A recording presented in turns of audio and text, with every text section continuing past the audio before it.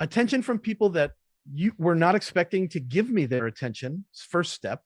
Create enough interest and connect those dots enough that they're excited and willing to learn more from you and or your team. It is the AE's job to sell. Your job is to create enough interest so that you can open the door for that AE to sell. Here's where I think the problem comes is, and this is like an AE SDR relationship issue, big talking point here. Feel free to put your thoughts in the chat or let me know if you've thought about this. Put a 2 in the chat if you've ever thought about this. We work for months to build relationships with decision makers as SDRs. We know the research is clear. It's like 16 to 20 touches to generate a meaningful response, conversation style with a cold prospect. Then this person, for whatever reason, unbeknownst to us, decides to drop their rapport enough to give us the time of day and take the next step and do a demo. The person on the other end that receives that connection and does the demo is not as invested as the SDR is after months of outreach and rapport building. So they're detached from the outcome. And the SDR is 100% bought in to the outcome. So here's my tip for you as an SDR. Attend to the demos that you set.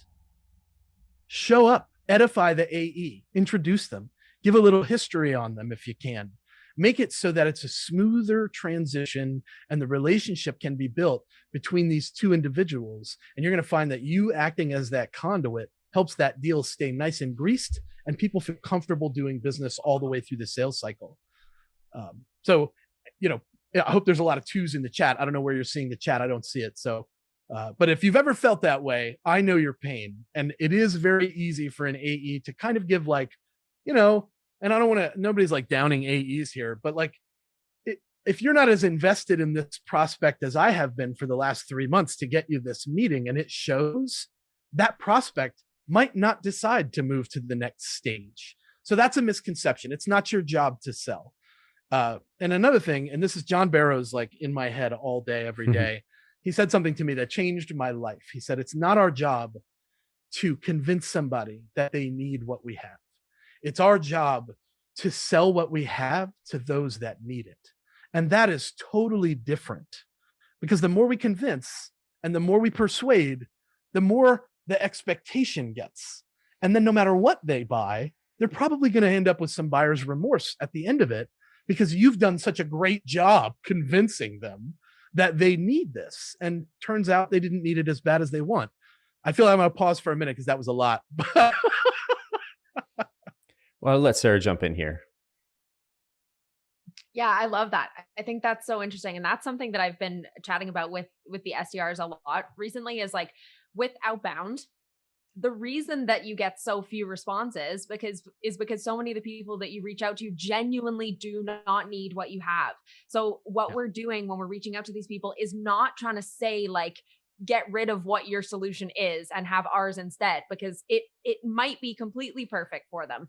Yep. What we're hoping to do is catch those people that already think that they are looking for a new solution or haven't actually like conceptualized that, but are struggling with what they currently have, or they have no solution at all. And it's something that we touch on in the new predictable revenue formula. There's such a small percentage of people that are in a buying mode with outbound, and those are the people that you're trying to capture. So the only way to capture them, whether it be through phone or email, is by identifying the pain and uncovering the pain that they have, and then saying like, "Hey, there's a solution to that." Not by saying it's a logistics persona, and you're saying like, "Our TMS is better than any other TMS," and they're like, "Well, I have a TMS already, so like I don't want to have that conversation." Mm-hmm. Yeah. But if you say something along the lines of like using an internal system for this, it's like time consuming on spreadsheets. There's a lot of room for error. Does that ring a bell? They're like, oh yeah, it does. And then you're like, there's a potential solution. And as you say, James, it's not then my job as the SDR to say, there's a solution. And if this, and this, here's how it's going to be implemented. Here's what it looks like. It's just to say like, there's a solution.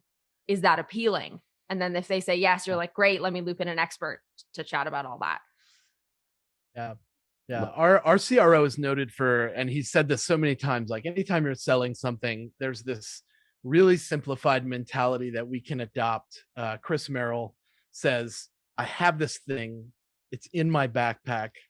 It can help you win. It can change things for the better. Do you want to see it? Cool. I'm going to take my backpack off now and I'm going to show it to you. That is the job, is to carry the backpack as an SDR.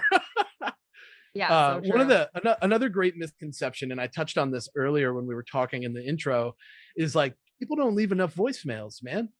Voicemail is just one more channel that makes you familiar to your prospect.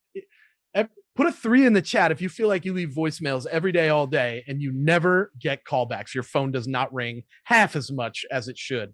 I can't see the chat, but I'm willing to bet that there are a ton of 3s flowing freely through the chat right now. My phone doesn't ring often, and I give my cell phone number out a lot. And you know what that tells me? People are afraid of the phone. They're afraid to connect that way because they're afraid they're not going to get where they want to go with it. But it also tells me that those voice messages will stand out for your prospects because they rarely happen. And because they rarely happen, if they are consistent enough, you will find that your emails get responded to more frequently. Your DMs that you're sending on LinkedIn and other social platforms get responded to much more frequently. Your follow back rate on places like Twitter and Instagram will happen more frequently. Sometimes I get DMs in my Instagram DMs and they're like, James, I'm getting your emails. I'm sorry I haven't gotten back to you, but I will. I wanted to let you know. Sometimes I get connection requests that immediately get accepted. And the response that they get back from me is, thank you for connecting. I'm sorry I haven't replied to your emails. I will as soon as I come up for air. Here's this perspective. If every single decision maker everywhere took every call from every sales rep every time they asked for 15 or 30 minutes, no actual work would ever get done. And because of this, the cold call and the voicemail are that light touch that says, I'm not going anywhere. I'm on your time when you're ready to buy from me, when you're ready to explore, when you're ready to check it out. This is one of the channels that we suggest people use to stay top of mind, but without being that obnoxious sales rep that won't go away in my inbox, won't go away in my DMs, always is asking me for time and the next steps. Those voice messages carry you over the finish line when it comes to engagement and responses. All right, that was misconception number 2. I have one more misconception, but what are your thoughts on that? I think let's keep going because I want to get to some strong openers, some weak openers, and then we got to get to looking at some of the messaging here. So cool. Yeah. So another conception that I want people to understand is that people don't care who you are and who you're with. And I know that that is a tough pill to swallow because we want to start every call like this. Hi, my name is, and I'm with, and we do. And you know what? The moment people hear that, they're done with the conversation. They're looking for that window to be like, no, thanks. Take me off your list. No, thanks. Unsubscribe me. Nope, this isn't for me. So what we tell people to do is to find a different opener that is not about you. And that kind of leads us to some stronger openers that I think are worth mentioning. So, Colin, if you're cool, I'll dive into some stronger openers that we find to be really effective. Yeah, man. One of the best openers that we use is we say, thanks for taking the call. Do you have a moment? Sometimes we even qualify, is this the person? But we do it with a downward inflection. I'll get to that in a minute. But thanks for taking the call. Do you have a moment? Is a really powerful opener because one, nobody gets thanked for taking a cold call, super pattern interrupt right away. Do you have a moment is like a subconscious signal to your prospect that says, I am aware that this is an unscheduled call and I want to value your time as best I can. So do you have a moment? That is a strong opener. I strongly recommend that you run 50 to 100 calls, use that opener. You're going to find that it can the only way that opener can get answered is one of 3 ways. Yes, I have a moment. What can I do for you? Great response. No, I don't have a moment. And if the answer is no, then you say, no problem. Thanks for the time. I'll call you again tomorrow. You will be amazed at how many people say, who's this after you say that? Because they don't know if they want that call tomorrow, right? And then the other way it can get answered is, who's this? And then you've earned the right. In all 3 of those responses, you have earned the right to keep speaking to this person. And that's the name of the game when you're cold calling. That downward inflection, super important. When you talk to somebody and you have an upward inflection, I'm going to do this with Sarah right here. Sarah, I'm going to call you as a cold caller and I'm going to use this upward inflection. And I don't want you to say anything. I just want you to respond the way you would respond. Okay. Hi, can I speak with Sarah, please?